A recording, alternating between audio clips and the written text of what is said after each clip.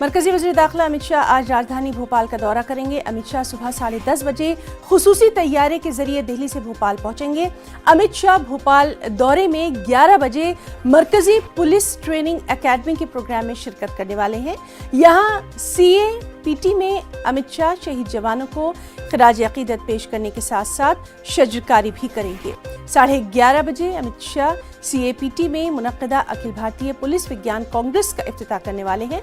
दोपहर 1 बजे अमित शाह CAPT से हेलीकॉप्टर के जरिए लाल परेड ग्राउंड पहुंचेंगे और फिर यहां से सड़क के रास्ते CM हाउस जाएंगे।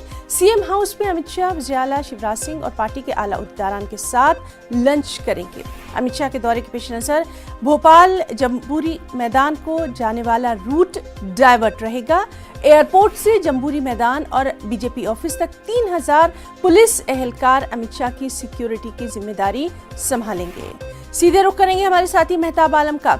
मेहताब, काफी अहम रहने वाला है अमित शाह का ये दौरा, तफसीलात चाहेंगे।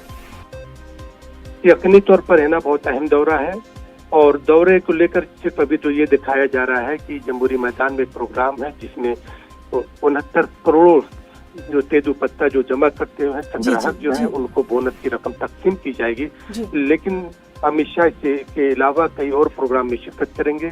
यहाँ पर मरकजी पुलिस एकेडमी जो है वहाँ प्रोग्राम में जाएंगे।